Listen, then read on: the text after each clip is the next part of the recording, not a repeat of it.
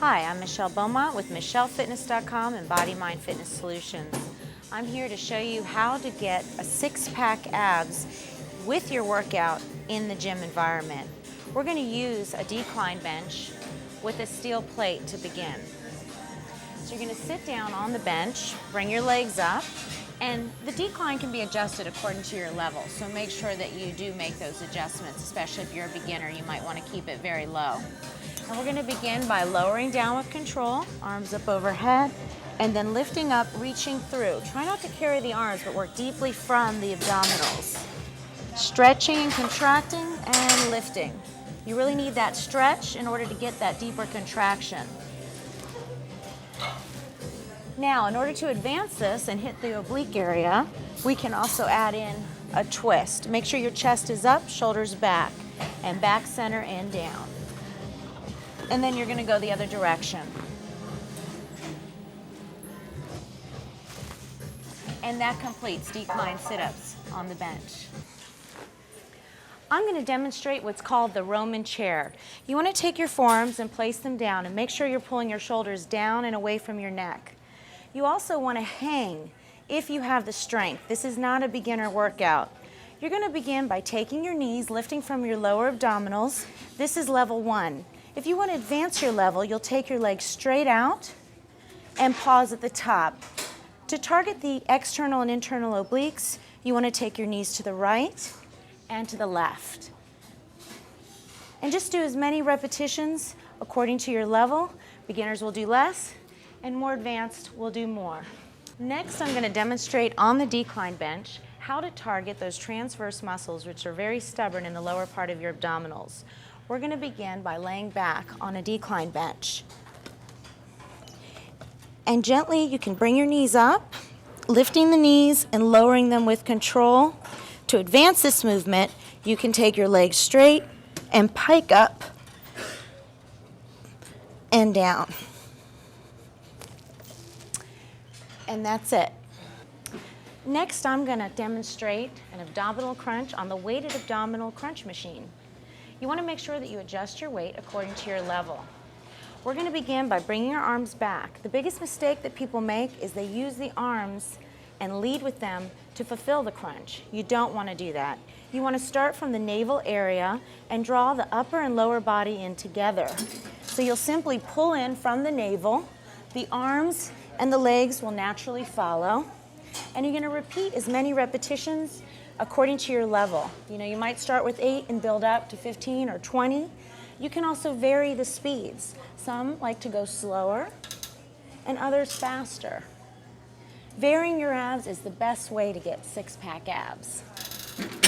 Here we are at the last machine so that we can target those six-pack abs. We're going to be using cables. Cables are great because they force you to stretch and contract in order to get better results. It's another way to vary those abdominals.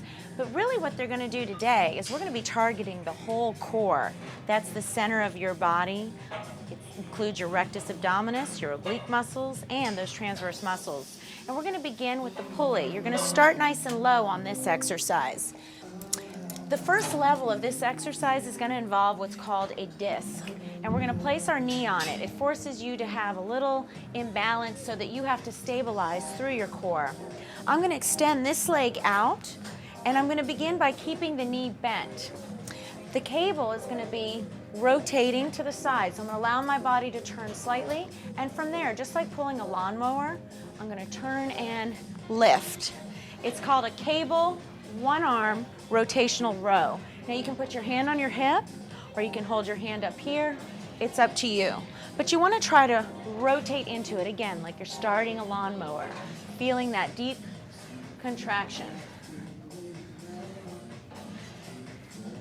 The next movement that you're going to do is the same movement, but we're going to advance it to a ball.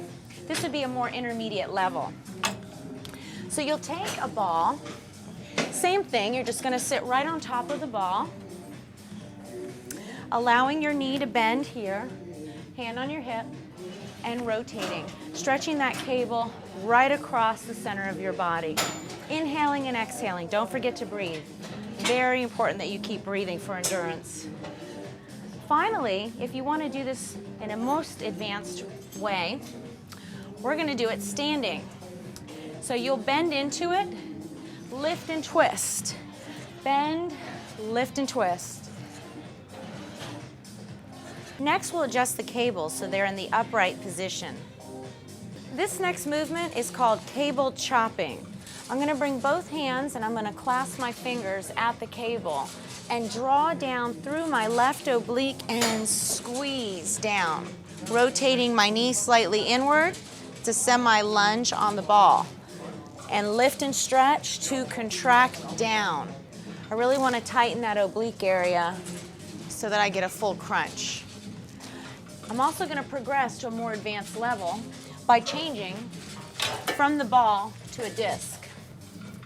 So with the disc, I'm going to place my knee down on it, grabbing the cable, keeping my legs straight. I'm going to twist into it, coming from an upper to a lower point, really squeezing down again into that oblique area. And you want to make sure you do both sides. It's up to you however many repetitions you use, and you also want to adjust your weight according to your level. This next exercise is called cable lifting. I'm going to be taking the cable at a lower point, adjusting my weight according to my level, placing both hands on the cable. My palms are facing down. I'm going to place my left knee on this disc. This will help create a little instability so that I really have to use my core. My right leg is extended out to the side. My hands grab the cable so that I stretch the oblique muscles sideways, and then I'm going to lift up and stretch to the top. It's a lifting motion, so it's in and lift. Inhaling and exhaling. Inhale and lift.